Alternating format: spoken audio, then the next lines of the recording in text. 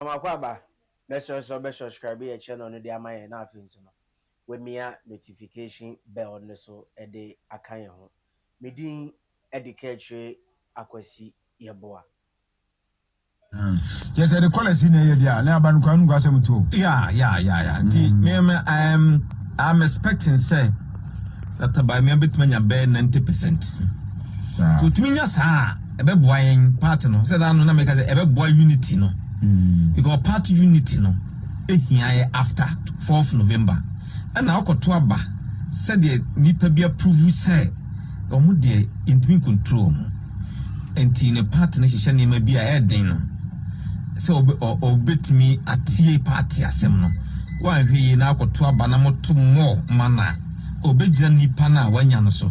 No asan de air time card or san de within balance still said they was see much create this unity within this election campaign. All right, we make 12 days now in Tuabano, and then pass we justice kakama.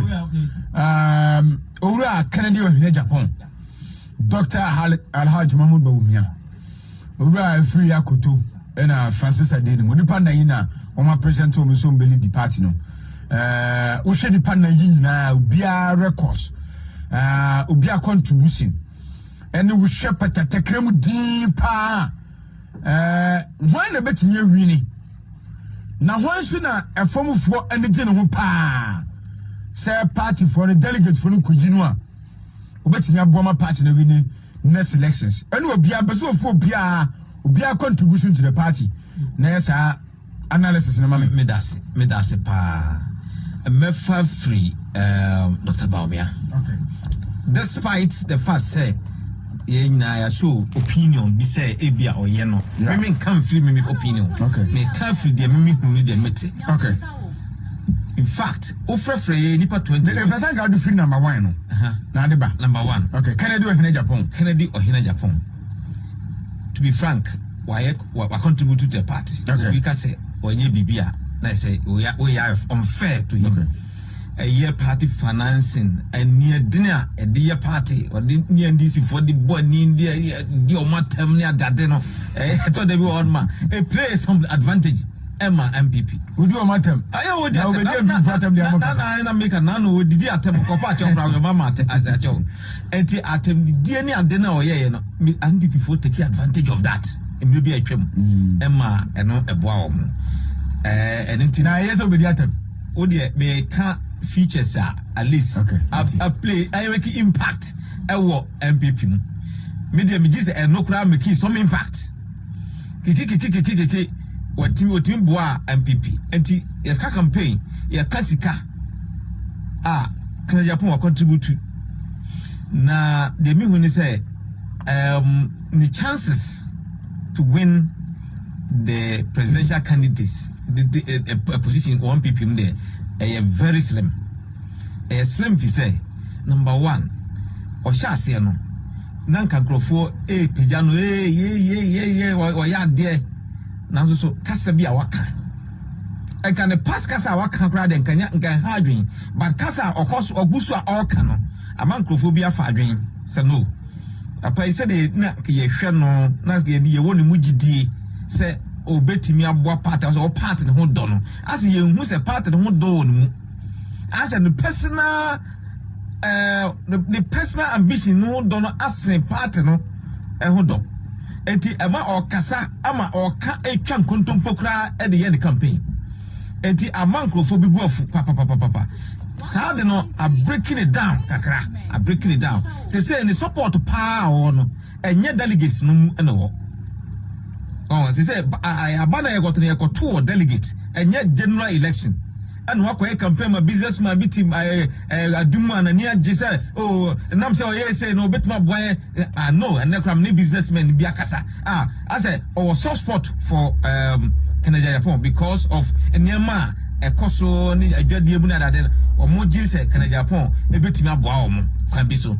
But Abana Yatuno, and yet omo na ekoto aba enye general election and wa be ye o policy national policy developmental policy ese oba party nim se muyi me as your leader de metima boam the unity na me the development aba party nim no ama ya win election and no na ehia say kan Japan wa twamu sa level no o ka asafoforo enti ama delegates no ebuafu enti duto no anto aba ma no e kire say kan Japan be lusu.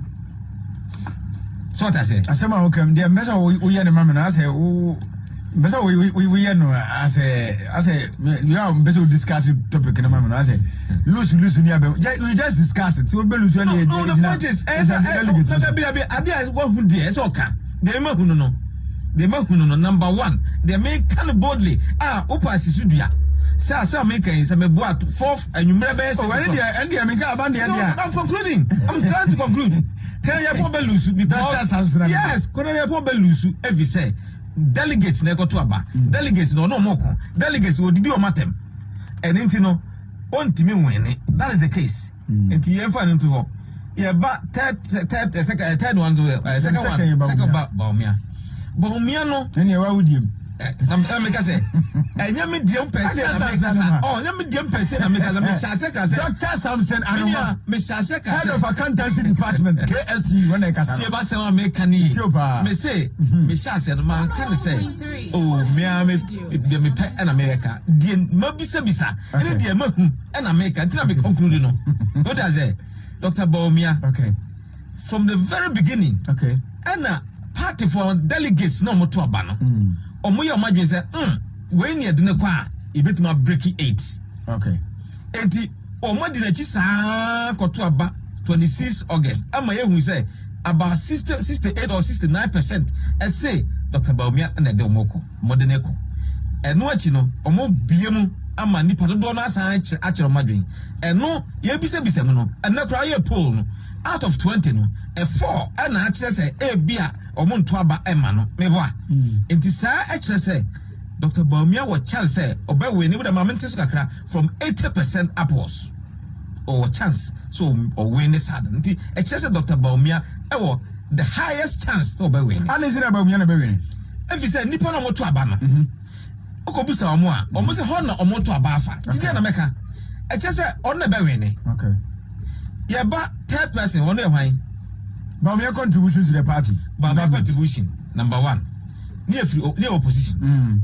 From 2008 and obey vice 2012. A quiet circle Lucy.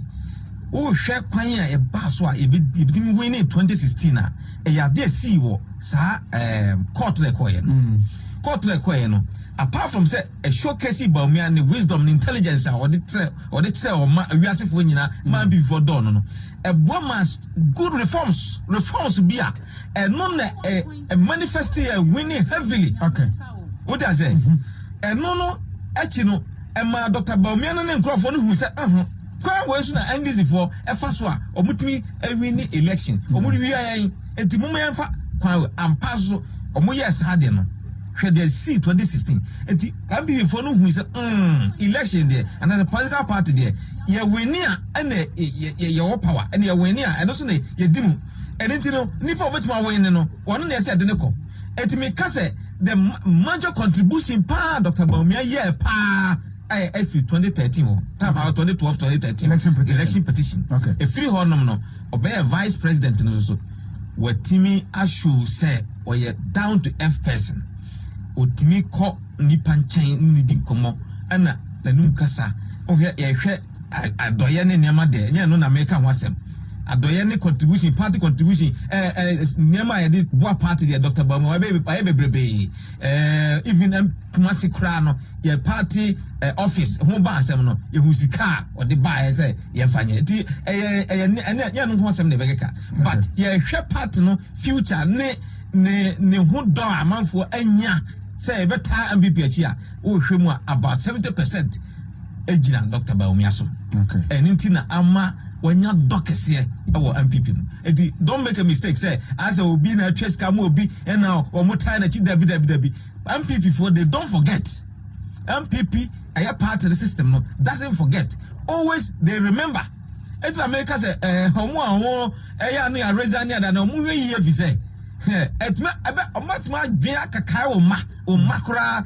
esore so mo gina MPP mu aye bibia se wo omo take action bi na ya akose o papa de na ya aka MPP sana MPP te enti omo hwe ye pa because the step we taking na ebetuma affect your future generation enti de mimi hu ora France Afriya Koto number 3 on the bar Afriya Koto zu abon homo de pa wo hwe na Akufu Addo ne struggles here or the bear power or bar power nyina no Afriya Koto for a big pillar integral part when na could what to say na oba aye obeye e ba power mususu no uhwe agric ministry kan ya ofa so opagya agric before COVID-19 etimi the agric productivity no go by 8% as saying in fact why there pa wo hwe kama nkrofo ka say na nema boy den after COVID-19 aduane boy den ni policy or the buy nkrofo ni je ho so man nkrofo de aduane free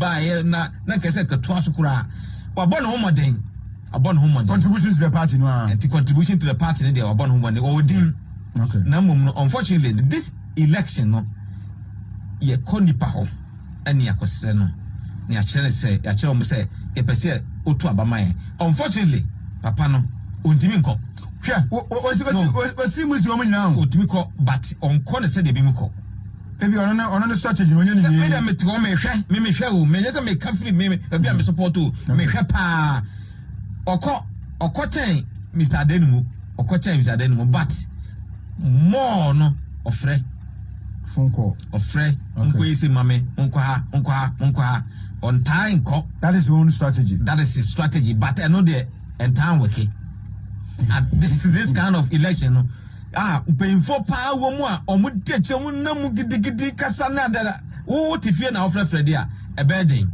okay enti ono so or problem the chances of losing here high okay Mr. Adenmu the lowest contribution to the party unfortunately Mr. Adenmu contribution me hu okay the dia me hu yen say why MP ti why MP wo Mampong Asante Mampong yes or yen I say 8 years on yes or yen contribution all right or yen contribution all right in some binti of oko out and oto Menesia anase mate when I mean can say mate na for the past 7 years ono anum tum onye contribution bia to the party fi say ono no say na ban ni MPP aba power nso oni aban mu tano ka kire wo yes okay was say na ban MPP our power but ono no de oni aban mu na obi oni aban mu de oba na your contribution to the party I just say he's affording the arm not to work.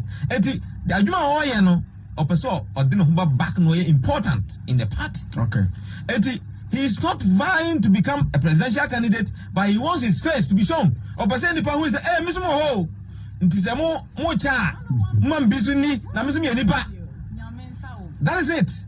And to another day, when you need to know that be a car as I want for sale, 2 people. Kennedy and Dr. Bawumia. If you say Kennedy na sorry or namwa, wow to say also a campaign. Unfortunately, no, or no, or shooting in his own leg or his own foot. The oil be anywhere, to his own benefit. A chese or no person chese made me. I'm not for you, MPP. I'm not for you. Me ankasa na me obia. I can form my government. My year juma, my baby nyuma. The met is no campaign we near the campaign campaign no is for the next level. What show mun nani nyawi wo hwe nipa nan no a wana wo gidi ye se obetimi wini na wini a ebe send a signal to even the opposition parties. The obetima wini is simple. Dr. Mahmoud Bawumia ono na obetima ono so na wini a ebe send shivers down the spine already na send that because number 1 North NDC yen nyina is almost stronghold amanfo keka kwan a Dr. Bawumia ba ye ya o ye hye niam akraka how and North no nyina follow to MPP you say no ye come MPs krana MPP were more than NDC